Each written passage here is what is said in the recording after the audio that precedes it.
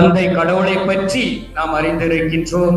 பரிசுத்த ஆவியானவரை பற்றியும் நாம் அறிந்திருக்க வேண்டும். ஆண்டவராகிய இயேசு கிறிஸ்து தனக்கு மரண வேளை வந்த பொழுது அதிகமாக பரிசுத்த ஆவியானவரை பற்றி அவர் பேசினார். யோவான் நற்செய்தி 14வது அதிகாரம் 16வது இறை வார்த்தையை வாசிக்க கேட்போம். யோவான் நற்செய்தி 14வது அதிகாரம் 16வது இறை வார்த்தையை வாசிக்க கேட்போம். நீங்கள் என் பெயரால் 14 16 உங்களோடு என்றும் இருக்கும்படி மற்றொரு துணையாளரை உங்களுக்கு தருமாறு நான் தந்தையிடம் கேட்பேன். உங்களோடு என்றும் இருக்கும்படி மற்றொரு துணையாளரை உங்களுக்கு தரும்படி யாரிடம் கேட்பேன் சொன்னாரு? தந்தையிடம் நான் கேட்பேன் என்று சொன்னார். யோவான் 16:7 சொல்லப்பட்டு இருக்கின்றது, நான் உங்களிடம் சொல்வது உண்மையே, நான் போவதால் நீங்கள் பயன் அடைவீர்கள், நான் போகாவிட்டால் துணையாளர் உங்களிடம் வர மாட்டார், நான் போனால் அவரை உங்களிடம் அனுப்புவேன் என்று ஆண்டவராகிய இயேசு கிறிஸ்து மீண்டும் தன்னுடைய சீடர்களுக்கு சொன்னார். தாம் இறப்பதற்கு முன்பாக, அந்த மரண வேதை அனுபவிப்பதற்கு முன்பாக ஆண்டவராகிய இயேசு கிறிஸ்து அதிகமாக பரிசுத்த ஆவியானவரை பற்றி அவர் பேசினார். பாருங்கள், பரிசுத்த ஆவியானவர் வந்த பிறகுதான் நம்முடைய தாய் திருச்சபை ஆரம்பிக்கப்பட்டது. எல்லா சீடர்களும் ஆண்டவருடைய வார்த்தையை சுமந்து கொண்டு சென்றார்கள். திருத்தூதர் பணிகள் 1வது அதிகாரம் 4வது இறை வார்த்தையில் சொல்லப்பட்டு இருக்கின்றது, நீங்கள் எருசலேமை விட்டு நீங்காமல் அங்கேயே இருங்கள், நீங்கள் என்னிடமிருந்து கேட்டறிந்த தந்தையின் வாக்குறுதி நிறைவேற காத்திருங்கள் என்று ஆண்டவராகிய இயேசு கிறிஸ்து இந்த உலகத்தை விட்டு கடந்து செல்வதற்கு முன்பாக பேசிய கடைசி வார்த்தை. அவர் உயிர்த்தெழுந்த பிறகு தன்னுடைய சீடர்களோடு இருந்தார், சீடர்களோடு பேசினார். கடைசியாக அந்த 40 நாட்கள் கழிந்த பிறகு அவர் தன்னுடைய தந்தையிடம் கடந்து சென்றார். அவான தூதர்கள் எல்லோருமே நின்று பார்த்து கொண்டு இருக்கிறார்கள். ஆண்டவரை சூழ்ந்து இங்கே அவரோடு கூட இருந்த அவருடைய அப்போஸ்தலர்களும் இருந்து பார்த்து கொண்டு இருக்கிறார்கள். ஆண்டவராகிய இயேசு கிறிஸ்து விண்ணகத்திற்கு எடுத்துச் செல்லப்படுகின்றார். அப்பொழுது அவர் பேசிய கடைசி வார்த்தை திருத்தூதர் பணிகள் 1வது அதிகாரம் 8வது இறை வார்த்தை. கடைசி வார்த்தையாக இந்த உலகத்தில் அவர் பேசிய வார்த்தை வாசியுங்கள். தூய ஆவி உங்களிடம் வரும்போது நீங்கள் கடவுளது வல்லமையை பெற்று அவருடைய வல்லமையை பெற்று எருசலேமிலும் யூதேயா சமாரியா முழுவதிலும் உலகின் கடை எல்லை வரைக்கும் எனக்கு சாட்சிகளாய் இருப்பீர்கள் என்றார். பாருங்கள், ஆண்டவராகிய இயேசு கிறிஸ்து சொல்லுகின்றார், நீங்கள் எருசலேமில் காத்திருங்கள், அந்த பரிசுத்த ஆவியானவர் அங்கு வரும் பொழுது நீங்கள் யூதேயா சமாரியா உலகத்தின் கடை எல்லை வரை சென்று எனக்கு சாட்சியாக இருப்பீர்கள் என்று வாக்கு கொடுத்தார். ஹல்லேலூயா, ஹல்லேலூயா. ஆண்டவராகிய இயேசு கிறிஸ்து சொன்னார். அதே போல் தன்னுடைய தந்தையிடம் பேசி அந்த பரிசுத்த ஆவியானவரை பெற்றுக் கொடுத்திருக்கின்றார். எனவேதான் இந்நாள் வரை நமது நடுவில் இருந்து செயலாற்றி கொண்டு இருப்பவர் பரிசுத்த ஆவியானவர்.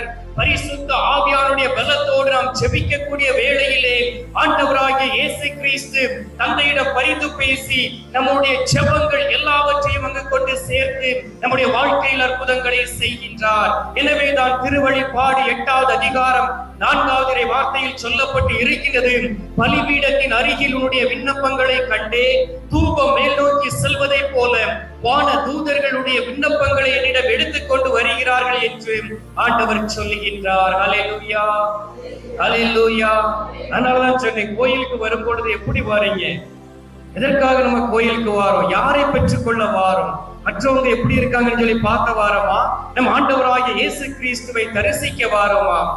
புனித லிகோரியார் அழகாக சொல்லுகின்றார், குருவானவரும் அவரோடு இருக்கக்கூடிய பீட சிறுவர்களும் அங்கு இருந்து பூசைக்காக அந்த பூசை உடுப்பை போட்டுக்கொண்டு பவனியாக வரும் பொழுது அவர்களோடு யார் வருகின்றார்? தந்தை கடவுள், ஆண்டவராகிய இயேசு கிறிஸ்து, அன்னை மரியாள், புனித சூசையப்பர், வான தூதர்களுடைய கூட்டத்தோடு அந்த குருவானவர் பலிபீடத்தை நோக்கி வருகிறாராம். அந்த பலிபீடத்தை நோக்கி வந்து அந்த பலிபீடத்தை முத்தம் செய்து மக்களை பார்க்கும் பொழுது தந்தை கடவுள் தன்னுடைய மகனை, ஆண்டவராகிய இயேசு கிறிஸ்துவை குருவானுடைய கரத்தில் கொடுத்து விட்டு அந்த இடத்தை விட்டு கடந்து செல்கின்றாராம். எனவேதான் அந்த குருவானவர் பூசை நடத்தக்கூடிய நேரத்திலே ஒரு புறம் அன்னை மரியாள், இன்னொரு புறம் புனித சூசையப்பர் மற்றும் வான தூதர்கள் அந்த பீடத்தை சூழ்ந்து இருக்கிறார்கள். அவர் மக்களுடைய பாவங்களுக்காக இயேசுவை மீண்டும் தகன பலியாக அந்த திருப்பலியில் நிறைவேற்றுகின்றார். ஹல்லேலூயா! எத்தனை பேர் உணர்ந்து இருக்கிறீங்க? திருப்பலியை போல ஒரு ஜெபம் எதிலும் கிடையாது. ஒவ்வொரு கடவுளும் செயலாற்றக்கூடிய இடம் அது. ஆனால் ஏனோ தானோ என்று கோயிலுக்கு போகின்றோம், திருப்பலியில் பங்கு கொள்ளுகின்றோம். அப்படியே போனது மாதிரியே வெளியில நம்ம வாரம், வெளியில எப்படி செருப்பு கலத்தி போட்டு போறோமோ அதே மாதிரி கோயிலுக்குள் வந்த பிறகும் அதே செருப்பு போட்டு போறது மாதிரி அப்படியே நாம் திரும்ப போகின்றோம். அப்படியே ஒரு வாழ்க்கையை வாழ்ந்து கொண்டு இருக்கின்றோம். எந்த ஒரு மாற்றமும் இல்லை. எனவே தான் நம்முடைய குடும்பத்தில் இருக்கக்கூடிய பிரச்சனைகளுக்கு இந்த நாட்களிலே தீர்வு கிடைப்பது இல்லை.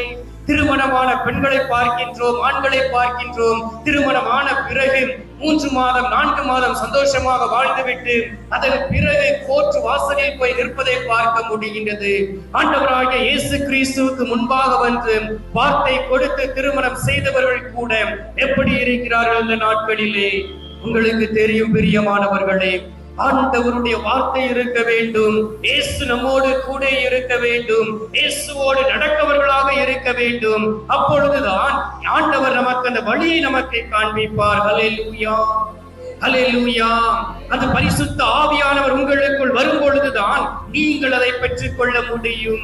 இந்த பரிசுத்த ஆவியானவர் எப்போது இருந்தார்? உலகம் தோன்றும் போது இருந்தார். தொடக்க நூல் 1ஆவது அதிகாரம் 2வது வார்த்தையில் சொல்லப்பட்டு இருக்கின்றது. நீர் திரளின் மீது அசைவாடி கொண்டு இருந்தார் பரிசுத்த ஆவியானவர். அந்த பரிசுத்த ஆவியானவர் அரசர்கள் மேல் இருந்தார், நியாயாதிபதிகள் மேல் இருந்தார், இறைவாக்கினர்கள் மேல் இருந்தார். யாரையெல்லாம் கடவுள் தேர்ந்தெடுத்தாரோ அவர்களோடு இருந்தார் அந்த பரிசுத்த ஆவியானவர். அந்த பரிசுத்த ஆவியானுடைய வல்லமையினால் அவர்கள் செயலாற்றி கொண்டு இருந்தார்கள். சாம்சன் என்று சொல்லக்கூடியவருடைய வாழ்க்கையை நாம் பார்க்க முடியும் பைபிளிலே.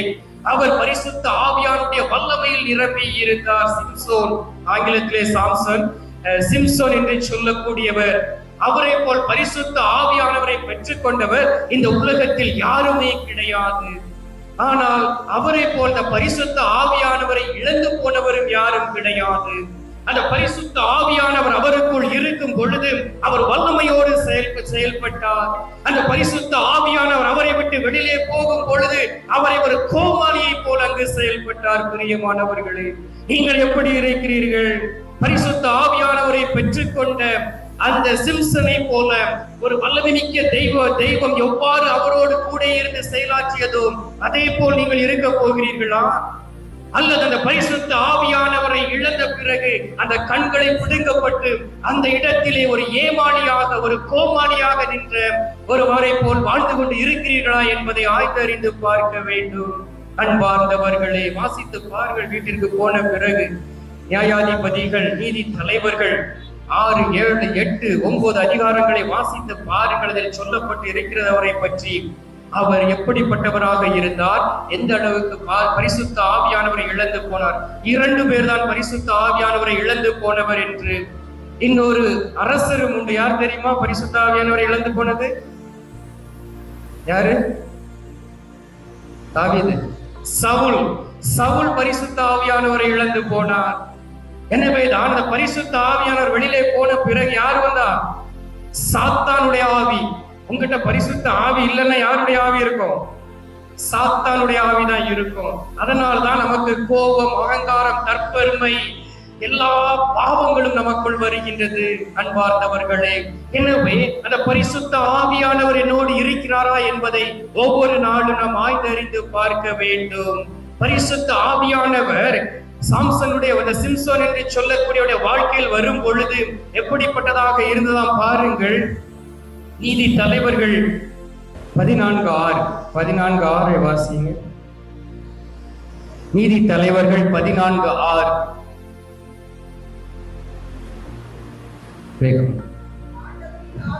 ஆண்டவரின் ஆவி ஆற்றலுடன் அவர் மீது இறங்கியது.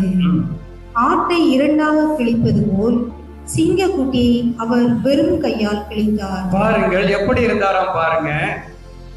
ஒரு ஆட்டை கிழித்து போடுவதை போல அந்த பரிசுத்த ஆவியானுடைய வல்லமை அவருக்குள் கடந்து வந்த பொழுது ஒரு ஆட்டை எவ்வாறு கையால் கிழித்து போடுவதை போல சிங்கத்தை கிழித்து போட்டாராம். ஹல்லேலூயா. அந்த அளவுக்கு ஆண்டவருடைய ஆவி அவரோடு இருந்தது. கடைசியாக அந்த பெலிஸ்தருடைய பாவத்தில் விழுந்து, விபச்சார பெண்ணோடு பாவத்தில் விழுந்து ஆண்டவருடைய மகிமையை இழந்த பிறகு அவர் ஒரு கோமாளியாக கண்கள் பிடுங்கப்பட்டு இருந்தார். கடைசியாக அவர் ஆண்டவரிடம் கேட்கின்றார், ஆண்டவரே, இந்த 2 கண்களுக்கு ஈடாக ஒரே ஒரு முறை அந்த ஆவியை எனக்கு கொடும் என்று சொல்லி கேட்கின்றார். ஆண்டவர் மனதுருக்கம் உள்ள தெய்வம். அவருக்கு அந்த பரிசுத்த ஆவியானவரை, இழந்து போன அந்த ஆவியானவரை கொடுத்தார். அங்கு இருந்த எல்லோரும் அங்கே மரித்து போனார்கள். அன்பார்ந்தவர்களே, அந்த அளவுக்கு ஒரு பலசாலியாக இருந்தார். பரிசுத்த ஆவியானவர் செயல்படுவார். ஆனால் புதிய ஏற்பாட்டிலே அந்த பரிசுத்த ஆவியானவர் என்ன சொல்லுகிறார் தெரியுமா? ஆண்டவர் எல்லோர் மீதும் ஆவியை பொழிவாராம். இளைஞர்கள் மீது, முதியவர்கள் மீது, வயதானவர்கள் மீது, குழந்தைகள் மீது, எல்லோர் மேலும் ஆவியை பொழியும்படியாக ஆண்டவராகிய இயேசு கிறிஸ்து யாரிடம் பரிந்து பேசினார்? தந்தை கடவுளிடம் பரிந்து பேசினார். எனவேதான் இந்த காலகட்டங்களிலே ஆண்டவரால் தேர்ந்தெடுக்கப்பட்டவர்கள் ஆண்டவருடைய வார்த்தையை அறிவிக்காமல் இருக்கும் பொழுது ஆண்டவர் இளம் பெண்கள் வழியாகவும், குழந்தைகள் வழியாகவும், முதியோர்கள் வழியாகவும், திருமணமானவர்கள் வழியாகவும் இறைவாக்கு உரைக்க அவர்களை பயன்படுத்தி கொண்டு இருக்கின்றார். ஹல்லேலூயா, ஹல்லேலூயா. எனவே ஆண்டவருடைய வல்லமையை பெற்றுக் கொண்டு இருக்கக்கூடிய நீங்கள் உங்களுடைய பிள்ளைகளுக்கு கற்றுக் கொடுக்க வேண்டும். எல்லோருமே நீங்கள் குடும்ப ஜெபம் சொல்றவர்களாக இருக்க வேண்டும். பிரியமானவர்களே, காலையிலே எந்திரிச்சோன்னு என்ன செய்யறோம்? முதல்ல இப்ப மொபைல தான் பாக்குறோம். உடனே எல்லாரும் எத்தனை பேர் உண்மையிலே காலையிலே எந்திரிச்ச உடனே அந்த இடத்திலே முழங்கால் படியிட்டு ஆண்டவரிடம் ஜெபிக்கிறோம்? எத்தனை பேர் ஜெபிக்கிறோம்? நினைச்சு பாருங்க. ஒரு 5 நிமிடம் ஆண்டவருடைய சமூகத்தில் நின்று ஜெபித்து விட்டு அந்த நாளை ஆரம்பித்து பாருங்கள். அந்த இரவு நேரத்தில் படுக்கை அறைக்குள் செல்வதற்கு முன்பாக குடும்பமாக அமர்ந்து நீங்கள் முழங்கால் படியிட்டு உங்களுடைய பிள்ளைகளோடு இறை வார்த்தையை வாசித்து ஒரு ஜெபமாலையை ஒப்பு கொடுத்து நீங்கள் ஜெபித்து விட்டு அந்த படுக்கை அறைக்குள் கடந்து செல்லுங்கள். உங்களுடைய மனதில் ஒரு நிம்மதி இருக்கும், ஒரு அமைதி இருக்கும், ஒரு சந்தோஷம் இருக்கும், ஒரு மகிழ்ச்சி இருக்கும்.